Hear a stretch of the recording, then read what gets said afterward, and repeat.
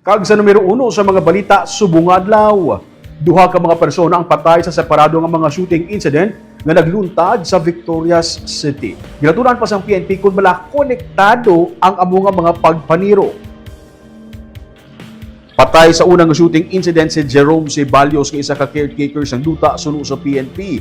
8:20 sang aga sang nakabatong tawag ang PNP kami natabo nga pagpaniro sa City 5 Gawahon Barangay 11. Sa inisyal nga impormasyon, mga alas 5:30 sang aga sa nabatian sa mga pumuluyo ang mga lupok. May nakalabay nga mga residente sa motorsiklo nga nakapark sa kilid sang dalan kag dito nakit-an ang lawas ni Ceballos nga may igo sang bala sa ulo.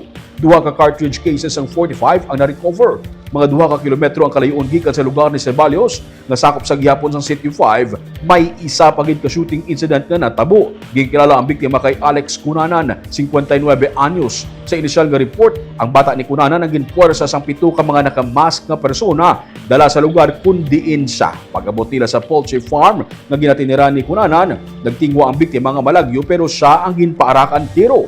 Nag-agom inisang nagkalinaing nga mga pilasay ang lawas. Na-recover sa crime scene ang mga basiyo sang 2 ka mga 45mm kag 11 ka 5.56 mm. Si Ceballos, ang isa sa 5 ka mga ginaligar NPA nga gindakop sa Matabang Talisay sadtong Abril kag ginreport nga may kahilabtanan sa engkwentro nga nagluntad sa Tuboso naging kamatay sang 19 ka mga persona. Pero tigay nga na-release si Ceballos para yung pagpangusisa sang PNP sa shooting incident, lakip na kung ano gid bala ang motibo sa pagpatay sa duha.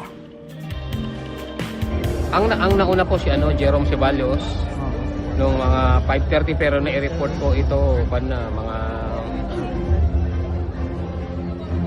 anong oras na na-report. Yung pangalawa po ay si nung iniimbestigahan po nila yung unang site, may another body was discovered 2 kilometers away from the first incident.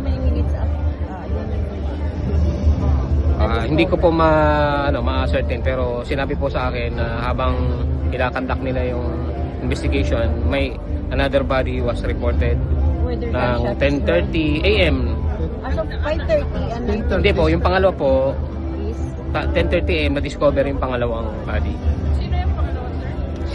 Si Alex Cunanan. Sila yung na-arrest. Opo. Saan yun, sir? Barangay Magahom. Gawahon. Gawahon and Barangay 11. Balik PD, their bodies lang were discovered or were they talagang... Na-discover na lang po doon. Sir, Opo. sila yung na-arrest ng NPA suspect. Hindi ko po